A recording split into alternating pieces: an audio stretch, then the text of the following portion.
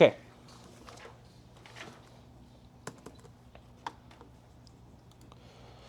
All right, welcome. This is lecture 17. We're going more over chapter 8 of fluid mechanics.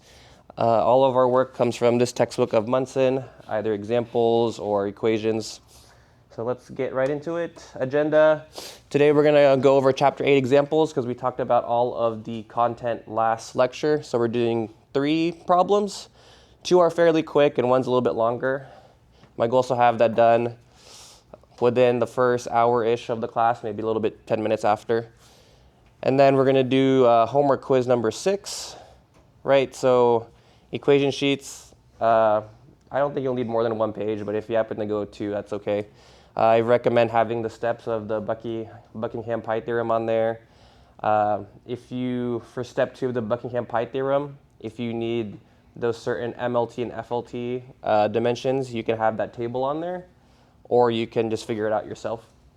But it's nothing crazy. Yes? I was reading the homework and I was kind of confused when to flip The reciprocal? Yeah. If you happen to have it backwards, it's okay. I'll give you points still. Right, so we use that equal sign with the dot on top. So that just means they're dimensionally equivalent. So if you have the reciprocal of the final answer, you'll still get full points. What if you're doing the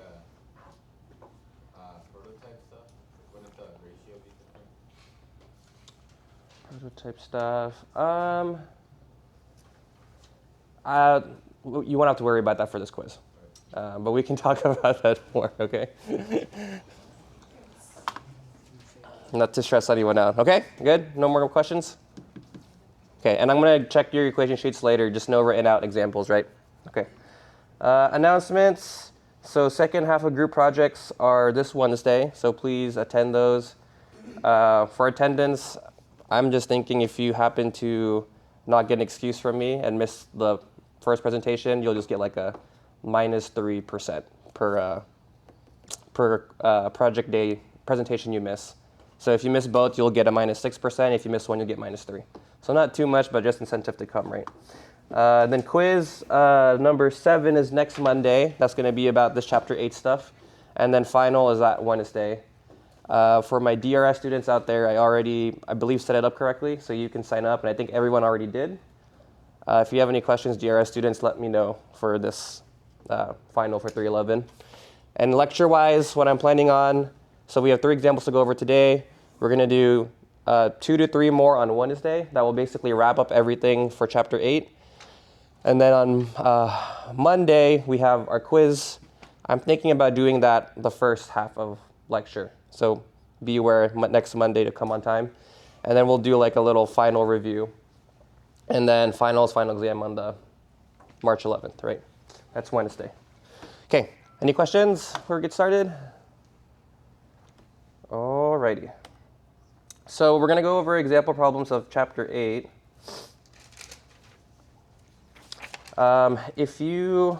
What would be helpful if you have your laptops? I'm going to write the equations out when I do the problems, but you can pull up lecture 17, and all of the equations we're going to use for these problems will be on lecture 16. So you can do that if you'd like. If I'm going to write the equations on there if you don't have them up anyway, so no big deal. So one thing I wanted to mention when we go through these problems is a quick review of dynamic and kinematic viscosity. And the main reason for this, right, is because we use dynamic viscosity for Reynolds number mainly. We have the rho dV over mu. So conceptually, the main difference, right, we can read these definitions I wrote down. The dynamic viscosity is the fluid's internal resistance, or you can think about it as the shear stress inside your fluid, right? That was a concept question on your midterm.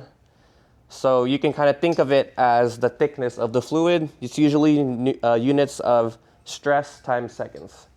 So it could be either pascals times seconds or psi times seconds. Kinematic viscosity, that is used with Greek letter nu. That is conceptually is the resistance of flow under gravity. So if your fluid's right under impression of gravity, it's going to kind of flow differently if there wasn't. This units is meters squared per second. All right, so it's length to the second power over time. And to link these two, kinematic viscosity nu is equal to the dynamic viscosity divided by density. So you'll see when we have Reynolds number in some of our example problems, we're going to make this substitution in there. Okay, I am gonna actually write this in the corner because we might need it.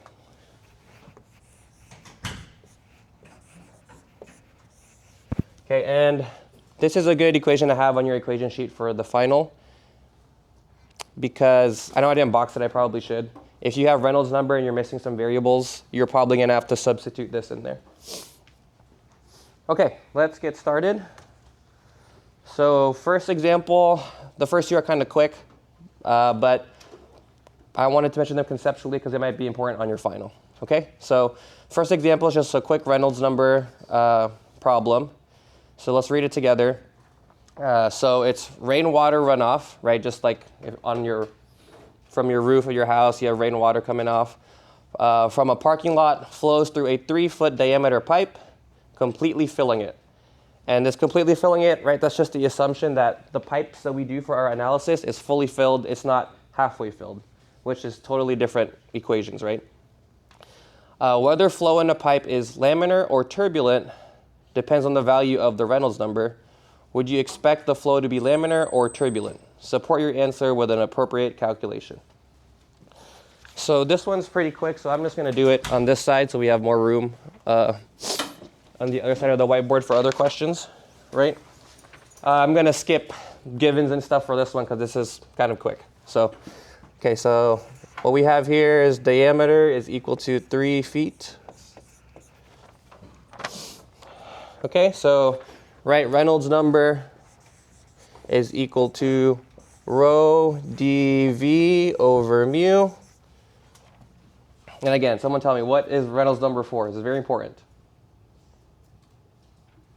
To determine the transition between laminar and turbulent? Exactly, laminar turbulent. So if this is on your final for one of the conceptual questions, please know what this means, okay?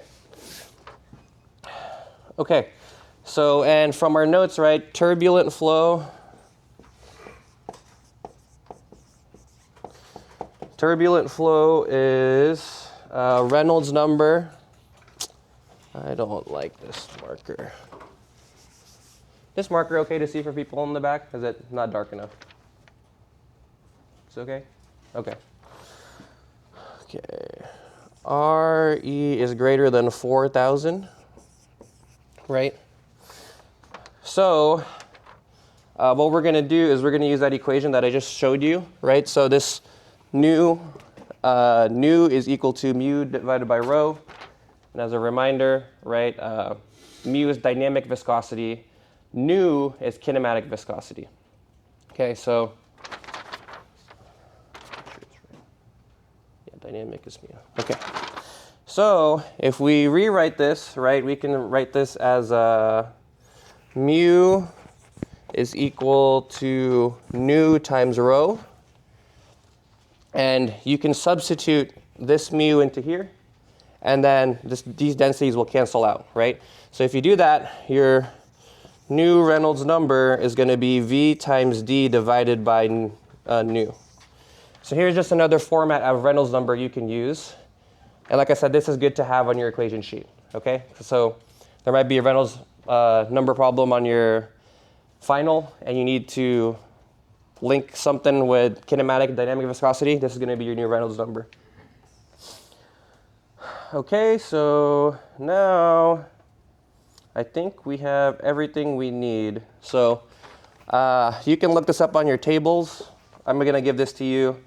And if there's properties for fluids on your exams and stuff, I will most likely give that to you as well. Okay? I don't think I'm going to have you look up anything on tables. The only thing I might be thinking about on your final, I might put like a Moody chart question on there, which we'll go over today. Okay?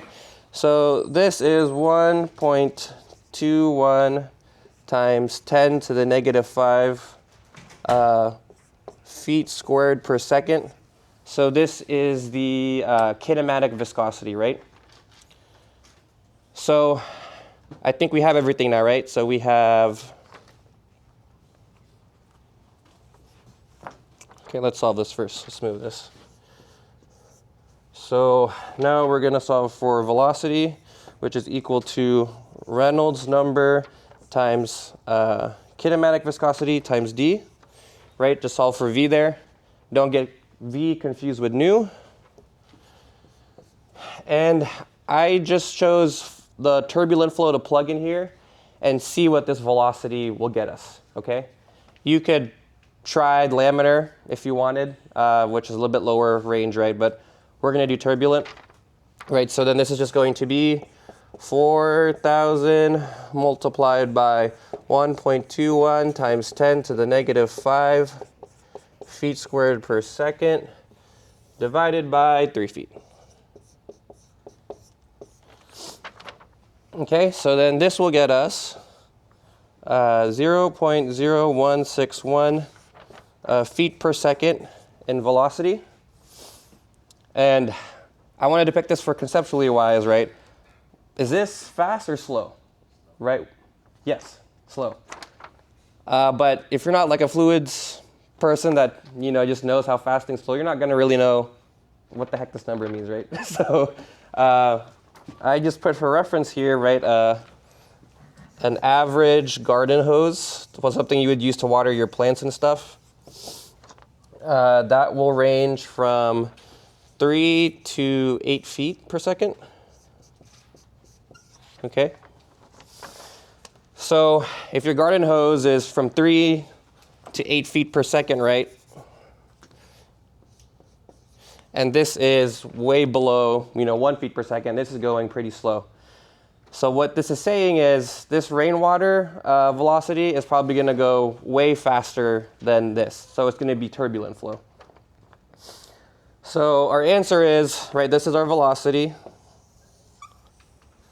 And then velocity will most likely be turbulent.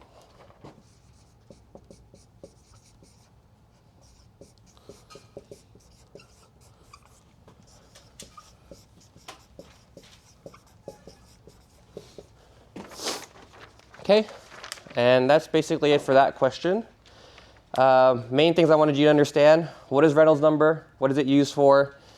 What are your ranges? And you probably won't need to know what's fast or quick. I just wanted to give you intuitively what it kind of seems right for fast and quick. And if your flow is turbulent or not, this one's going to be most likely turbulent. Yes, question? Why did you conclude that it would most likely be turbulent if that velocity is not? Right, because we substituted RE is equal to 4,000 in this equation here. And we saw this velocity came from this Reynolds number. So this quote-unquote slow velocity came from the minimum requirement to get turbulent flow. So if we already have turbulent at this really slow speed, once this speed increases, or it should be faster, it's still going to be turbulent. Good question. We're good there?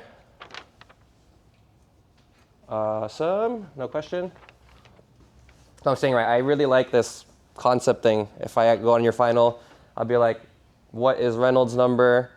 Can you calculate something? Is it laminar or is it turbulent? That'll be like a quick, easy 10 points. Okay? Oh, and I've got every single lecture slide posted with the examples now. So if I'm missing any, please let me know. So I'll try to take a picture of that and post it in lecture slides later. Okay. Next problem.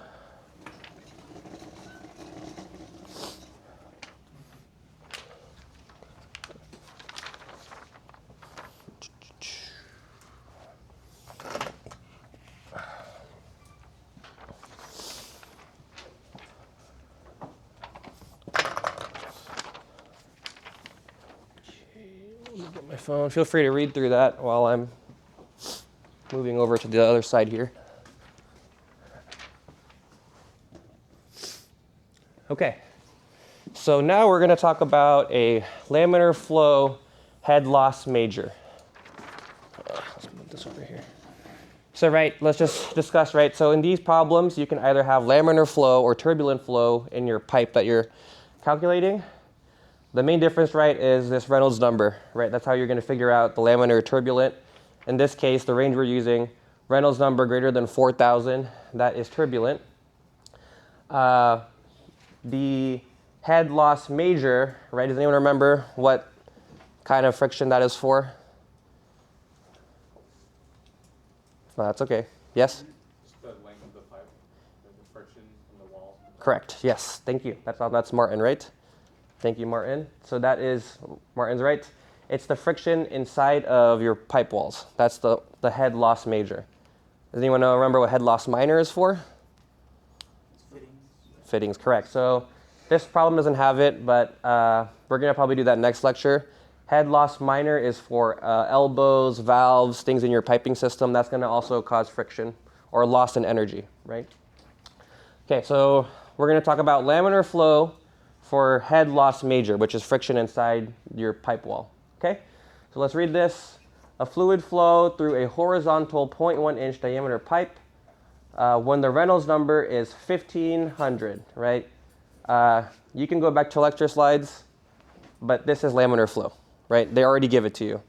On an exam, maybe I'll give you these numbers and you'll calculate it. You'll see if it's laminar or turbulent. This problem's already given. It's laminar. Okay.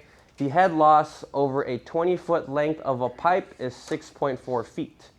So 20 foot, that's probably going to be your L, right, for the length of the pipe. This is already your head loss given. Determine the fluid velocity.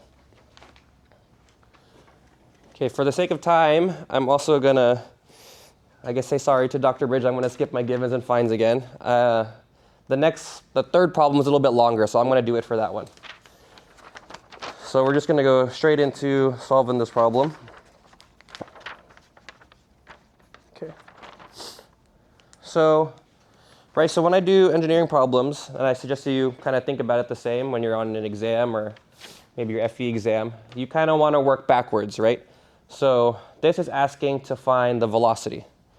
So we think to ourselves, right, where can velocity come from, right? So we have our Bernoulli's equation, we have continuity equation, right? But this is head loss, so I specifically picked it for this problem. There's also a velocity term in your head loss major equation. Okay, so, right, so I'll just write it here. Your head loss is equal to your friction factor, length over diameter, v squared divided by 2g, right? This is from previous lecture, okay? And why I wrote this off right off the bat is because velocity is right here. That's what we want. Okay? So I'm just going to quickly write our givens. I'm not going to write given. I'm just going to write what we have, right? So 0.1 inch. Reynolds number is 1500. Length is 20 feet. And head loss is 6.4 feet. Let me make sure the mic is still working. Testing, okay. Okay, and I want to point out, right, since Reynolds number is equal to 1500, that is less than 2100, this is laminar flow.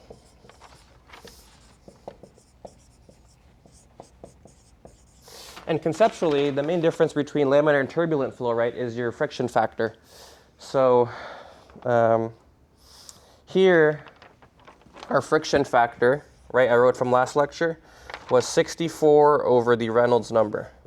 And keep in mind, this equation only works for a circular pipe, right? If you have a rectangular pipe or something else, right, you're going to have a different friction factor. So this equation works for laminar flow.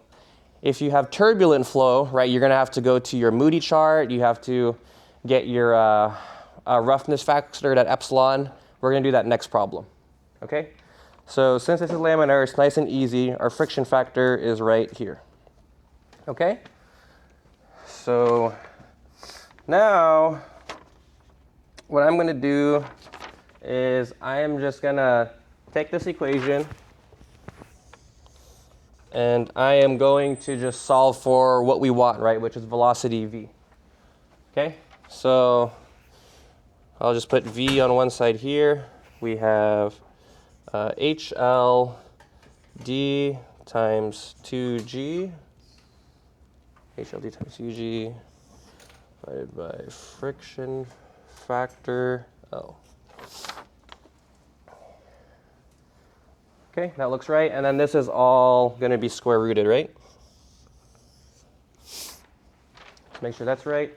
So D, 2G, that side, friction L. Okay. So all I did was took your equation from lecture slide, solved it for velocity. Okay? So let's go through this, right? This is what I do next. What do we have and what do we don't have? We have this. HL is given to us right there. Or I already have it up here. Diameter we have. Gravity we have.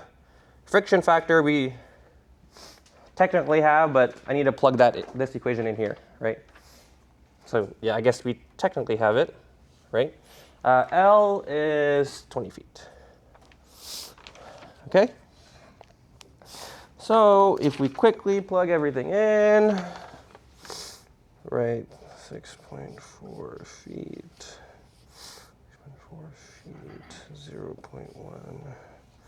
So this is, don't get messed up on this on your exam, right? So if this answer is going to be in feet, right, you have your inch, right? So dimensional analysis, 12 inch on the bottom, 1 foot on the top. Okay, times 2 times 32.2 feet over a second squared. 2G, okay. Divided by 64, right? Friction factor is 64 over Reynolds. Reynolds number is 1500.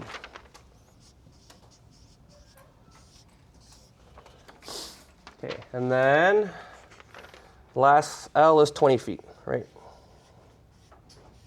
All square rooted. Sometimes I'll write this raised to the half power, right? Raised to the half power and square root's the same thing.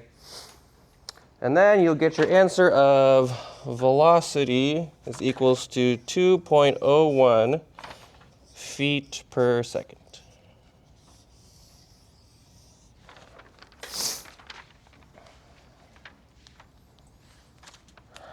Okay, any questions there?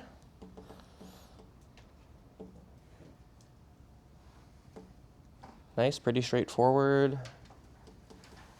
So here we found velocity through our head loss major equation, right?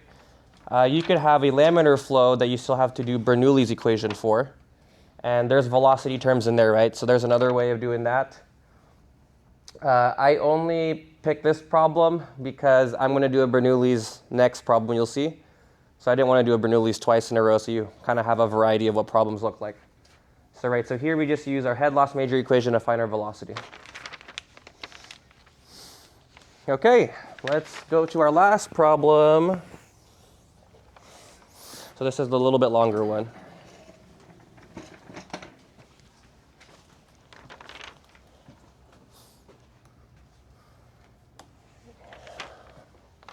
Hopefully we have enough room.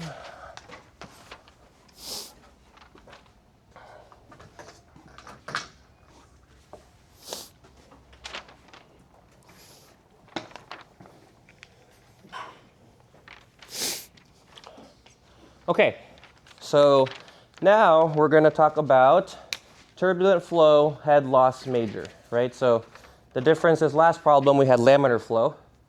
And like you're going to see here, the main difference is our friction factor is going to come from a Moody chart and that table of roughness, right, the epsilon values. So let's read the problem here. So during a heavy rainstorm, another terrible rain, right, like in Washington, water from a parking lot completely fills an 18-inch diameter, smooth concrete storm sewers. So the key here is concrete. That's going to be what you're going to be using in your table for your epsilon value, right? This assumption fills, we already talked about, fully filled pipe instead of half filled. If the flow rate is 3, is that a typo? 1 second.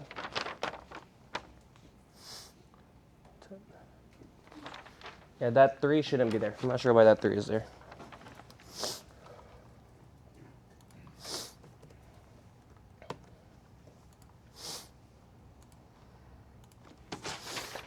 Okay. Oh, okay. I know where it's coming from. This is cubed. Can fix that later, but I'm a little bit lazy right now. So, okay, flow rate is 10 feet cubed per second. Hint, hint, know this units. Okay.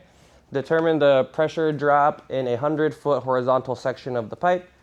Repeat the problem if there is a 2-foot change in elevation of the pipe per 100 foot of its length. So this is just saying we're going to do a problem where this pipe is flat. We're going to do a problem where 2 feet is higher at point 1. It's going to go look like this. And then we're going to look at another case where the point 2 is higher, like this. Okay. The camera for people missing it, right? We're going to go flat pipe, pipe like this, and pipe like this. Okay? So most of our problems are going to be most likely horizontal pipes, but if it's not, this will kind of just show you the idea behind it if it's at an angle or one height is higher than the other height. Okay, so this we're gonna do the full given, find, and assumes. Stop rotating. Okay. Okay.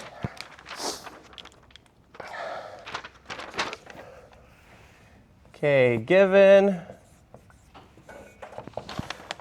Okay, diameter equals 18 inches.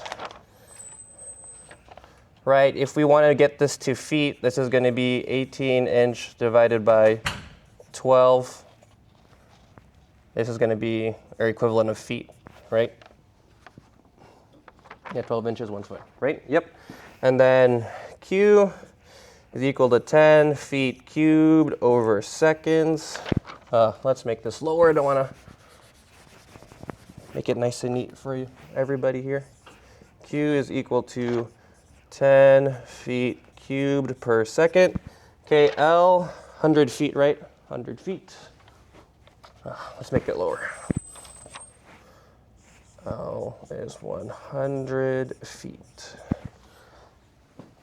Okay, find. It asks us to find the pressure drop, right? Yeah, right here. Determine the pressure drop. And for people to remember, that's basically delta P.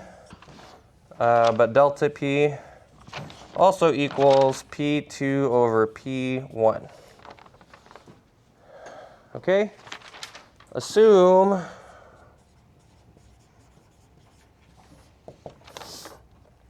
I'm going to give you these values.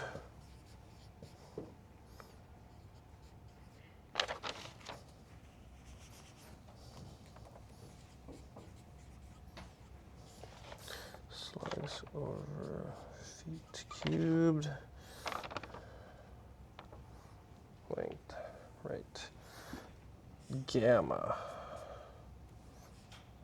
You can look these up, but I'm just giving it to you. Okay, so this is density. This is specific weight, right? Which is just rho times g. This is just for when you plug in chug at the end of the problem, okay? And we are also assuming Q1 is equal to Q2. Anyone tell me what Q equals? That should be something you remember from this class. VA, or I like AV. Doesn't matter though, right? Thank you, Carlos. So that means A1 V1 equals A2 V2. That means our velocity is the same, so we're just going to do V equals V1 equals V2. Okay, and then one more assumption. HL minor equals 0. Okay. And right, for a reminder, minor is for fittings. We're not doing any fittings here. I plan on doing that our next lecture. Okay. Alrighty, let's get right into it. Solution.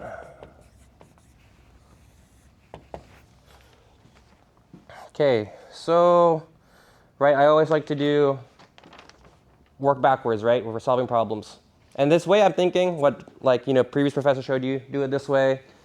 If you don't even know what you're doing and you have the right equations, like even on the FE exam, you can still solve the problem, right? So let's work backwards, right? So this asks for fine pressure drop. What equation comes to mind when you need that? Bernoulli's, right? Because that's P2 minus P1. That has P2 and P1, right? Good. So we're going to write that right away. So P1 over gamma plus V1 squared over 2G plus Z1 equals P2 over gamma G plus Z2 plus HL. Okay, so this is the last variation of Bernoulli's I showed you from last lecture. Right, and as a side note, right, HL equals HL major, HL major plus HL minor. No minor, right? And then another note, gamma equals rho times G. Okay, HL major equation, we had already up there, right? But I'm just going to rewrite it. So from lecture slides, HL major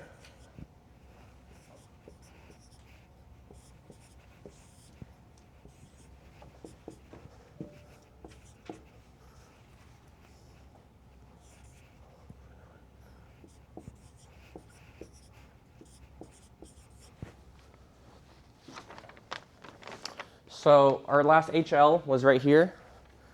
You can work this out, but this is equivalent, right? If you substitute rho times G into here, it becomes this. I just will write these two out. You'll see why in a second. This is also in lecture slides, right? This whole equation here. Okay, so from our Bernoulli's, does anyone see anything we can cancel out right away from our assumptions?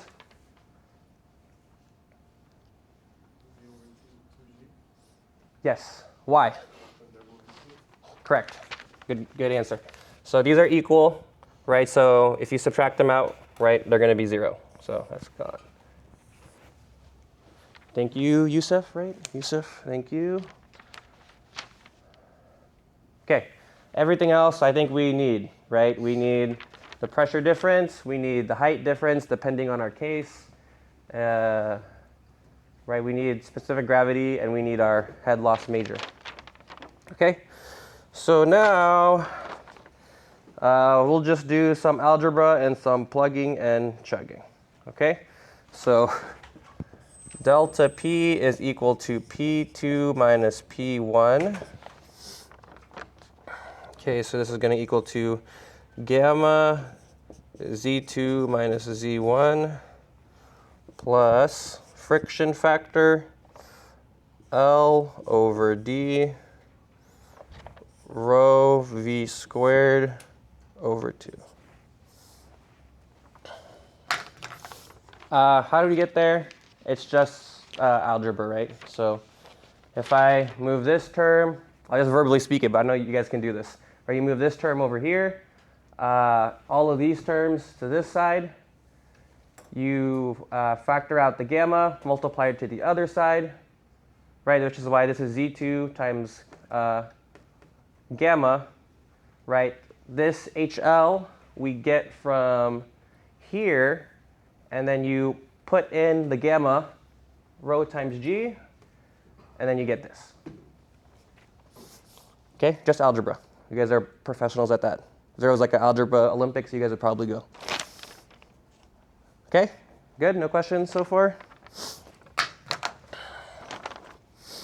Okay, so now let's kind of go, this is what I like to do next when I solve problems. I go through what do I have, what I don't have. Okay, so gamma, we have right? This we obviously do not have. That's what we're solving for.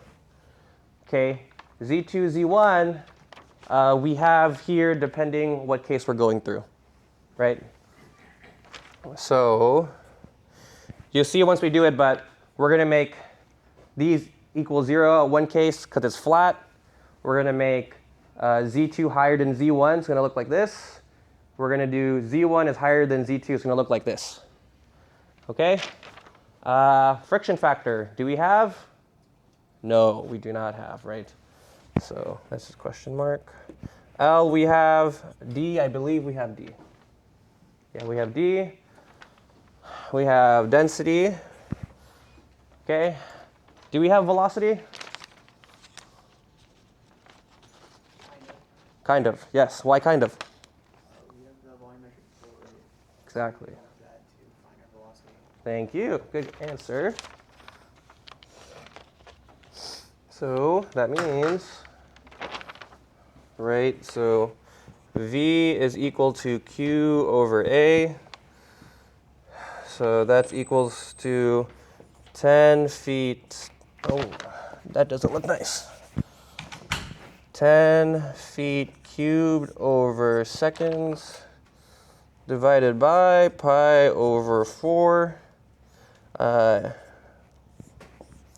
18 divided by 12, because we're in feet, right? So your velocity, V is equal to 5.66 feet per second.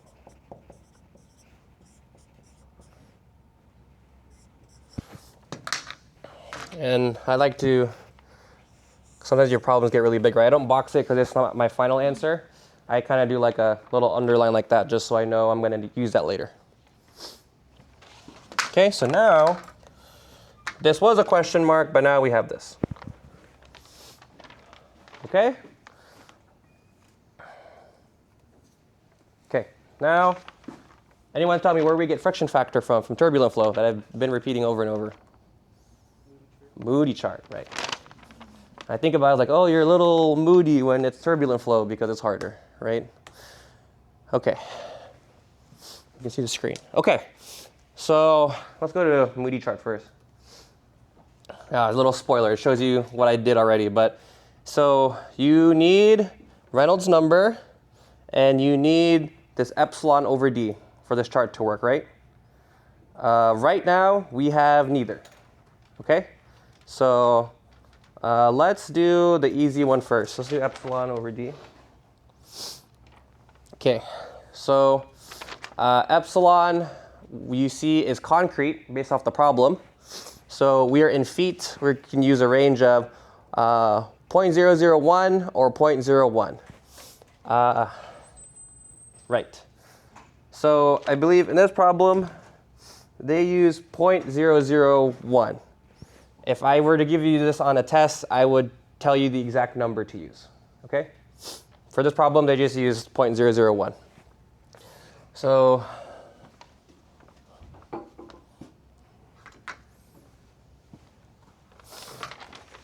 let's make a little, this is like our side calculation on the side here, just so it's clear. So we have epsilon over d is equal to 0.001 feet divided by, right, 18 over 12 feet. You could get this decimal and write it over and over. That's how I did it. I just kept doing that fraction in there. Okay? So now we have that number. And then we need Reynolds number, right? Okay. So Reynolds is RE equals rho dV over mu, or VD over nu, right? We have this linking equation up in the top right corner over there if we needed it. So I guess I didn't say it in assumptions, but nu here is equal to, what is it? 1, is it the same as the last one? I'm just curious if it's the same as last one. Oh no, last one's over there. 1.21, yep, it's 1.21 times 10 to the negative 5.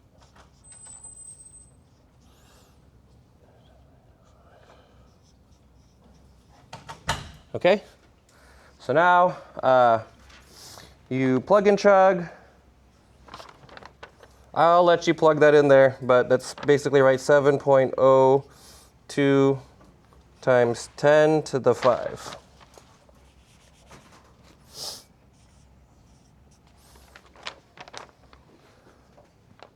Okay, right, have this equation on your equation sheet, this linking stuff, okay?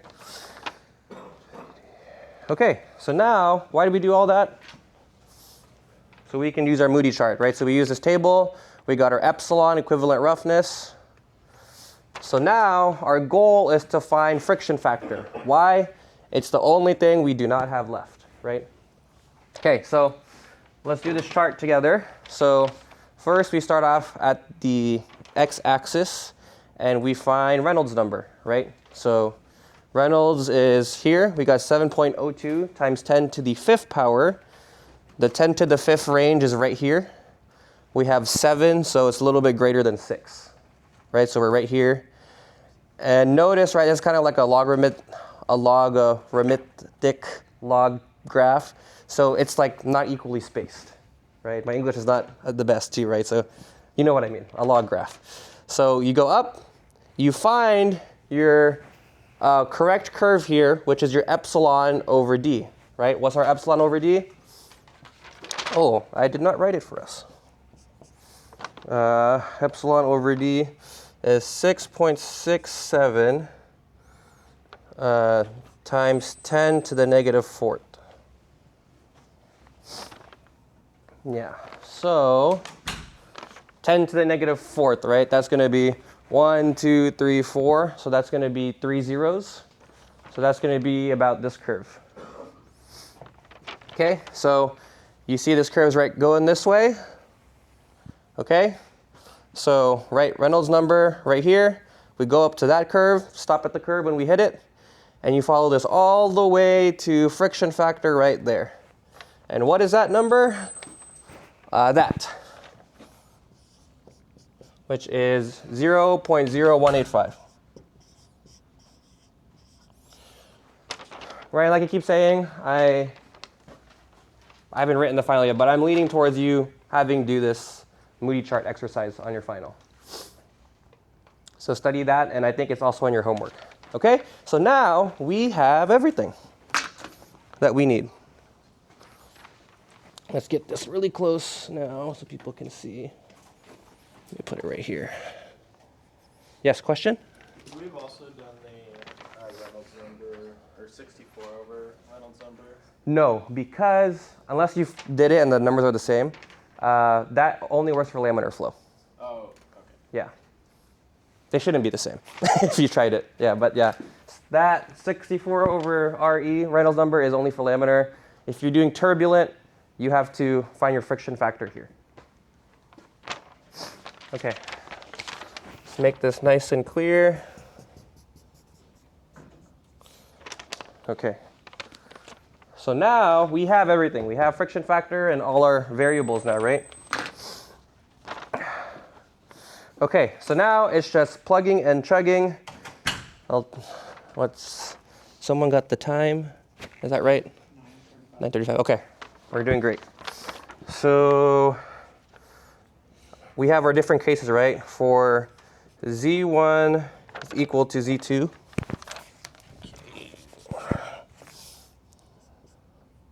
This means the pipe is flat, right? Because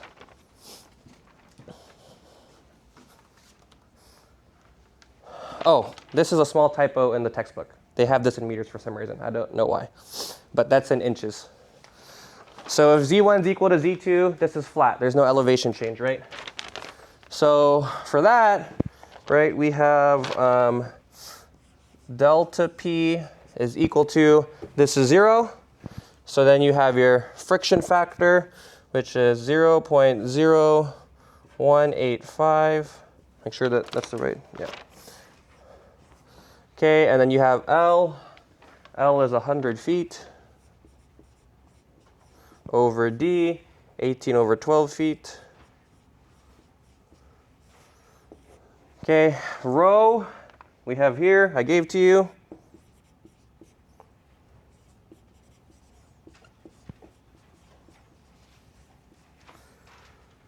Rho V we solved for from Carlos's hint to us using continuity.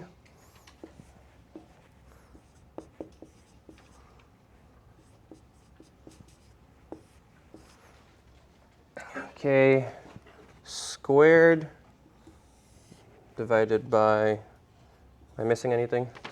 Friction, L over D, rho V squared divided by 2. What do you get? You get 0.226 psi.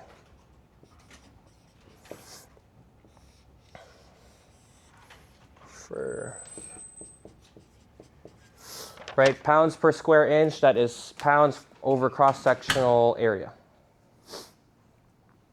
Okay, make sure that's right. 0.18500 should be right. Just for my context, what's the conversion factor to slugs to whatever the correct thing to get to the PSI is? Should be gravity. Well, You don't even have to add anything. yeah, you don't have to add anything because in this case you won't have to add it. You should get that number. Yeah.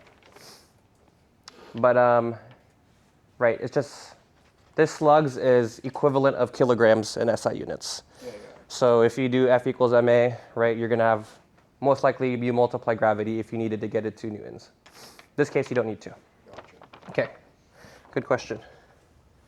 And I obviously love SI units more, but right in work, since if you work in the US, which I think a majority you will, we use these units, unfortunately. So it's good to know both. Okay. For Z2 minus Z1 is equal to 2 feet. Right, and this means, in our picture here, this means Z2 is greater than Z1, so it's tilted like this, so the flow is going uphill. Right, so this is, I'll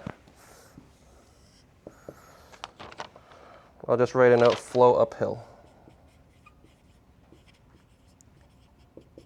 Okay, so go back to our equation up there, delta P. So the only difference now, right, is we have this. This gamma Z2 minus Z1. We already have this number, right, which is already here. So you can replug it in all again if you want, but why do the work, right? So gamma is 62.4 pounds foot cubed. Z2 minus Z1 is 2 feet.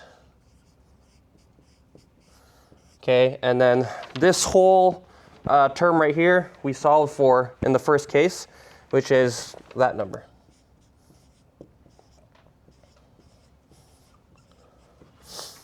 Okay, and if you plug and chug all of that, oh, sorry, there is a conversion I missed. So you need to convert feet squared to inches squared. So you need to put 1 feet squared over 144 inch squared. Okay, so don't forget that. I almost did if you have that on a problem or something. So then you can now add apples to apples, right? This is going to be 0.226 psi. And then you get 1.13 psi.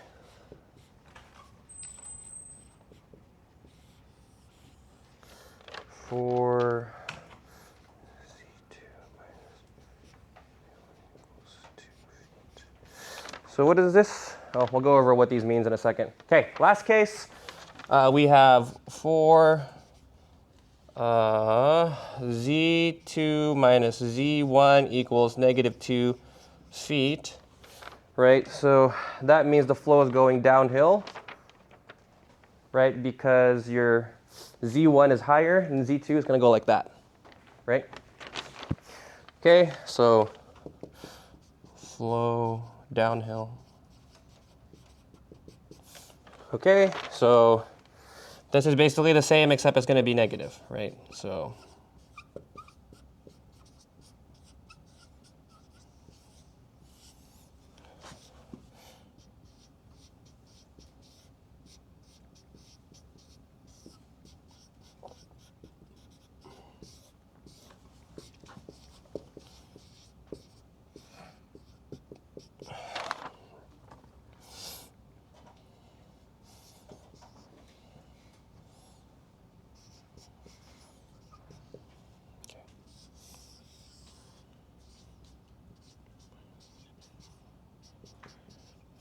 okay, so now you get a negative number. Let's talk about what this means. So for a pipe that is horizontal, you get, right, 0.226 psi. Once you flow uphill, the pressure drop increases to 1.13 psi. So meaning from 0.1 to 0.2, when you're going uphill, the pressure difference is greater. Now, if you're flowing downhill, you get a negative number. And conceptually, right, that just means it's less than your atmospheric pressure, because this is gauge pressure, right? So you have the least amount of pressure for flow downhill. When conceptually, that makes sense, right? Because you have gravity on your side pushing that fluid down. So I just wrote notes here. This is below P ATM. This one, delta P increases. And this is just when it's flat.